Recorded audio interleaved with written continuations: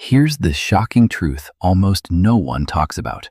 29-year-old Aarav, a software engineer in Whitfield, Bangalore, wasn't overwhelmed by his messy room. He was terrified of something far deeper. If you watch this entire video, you'll discover the hidden psychological reason why minimalism isn't really about throwing things away, plus the surprising paradox and the real secret behind decision fatigue that most people will never understand. Stay till the end. This will completely change how you see your own clutter. But here's what actually happened with Aarav. He didn't suddenly hate his belongings. Every morning he woke up already exhausted, even before checking his emails. Psychologists call this decision fatigue. Studies show that the average person makes over 35,000 tiny decisions every single day. For Aarav, each object in his cramped 1 BHK apartment in Whitefield was quietly demanding his attention. Should I wear this faded blue shirt to the office again today? Do I really need these old engineering textbooks and broken headphones scattered everywhere? Where should I put all these heavy pressure cooker sets and saris I received as wedding gifts from my relatives? The more things he owned. Here's where it gets even more interesting. A major study from the Princeton Neuroscience Institute discovered that physical clutter doesn't just feel stressful, it literally fights for space in your brain.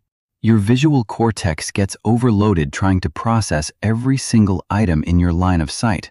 For Aarav, that meant his small Bangalore apartment, filled with stacks of textbooks, broken headphones, pressure cookers, and saris, was quietly reducing his focus and mental clarity every single day.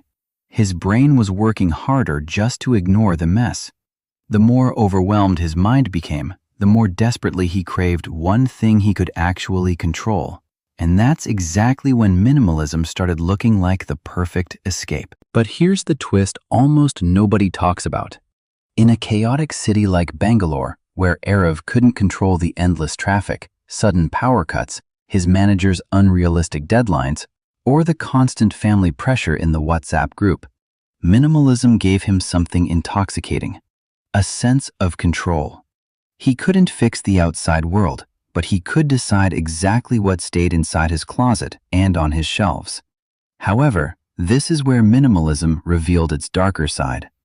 Psychologists call it destination addiction, the belief that happiness is always waiting in the next cleaner, more organized version of your life. For Aarav, throwing things away slowly turned into an escape.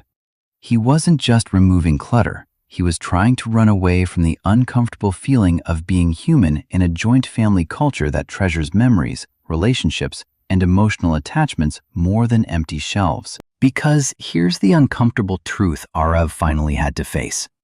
Sometimes your mess is beautiful proof that a real life is being lived. Those scattered toys from his nephew's weekend visit? That's love and laughter. That overflowing shelf of half-read books and old IIT notes? That's curiosity and ambition. Those random chai cups collected from every relative who ever stayed over? Those are warm memories. The healthiest kind of minimalism isn't about creating emptiness.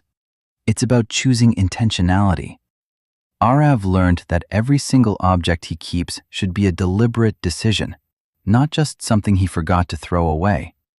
He stopped running away from his clutter and started running towards a life where his space actually reflects his real values instead of his daily impulses. So maybe minimalists aren't really running from their stuff. They're running towards a calmer, more intentional life. Now pause for a second and look around your room. Whether you're in Bangalore, Mumbai, Delhi, or any small town in India, what object is speaking the loudest to you right now? What is it really saying? Drop your answer in the comments below. I read every single one. If Aarav's story helped you even a little, hit like, subscribe for more real Indian psychology stories, and I'll see you in the next video.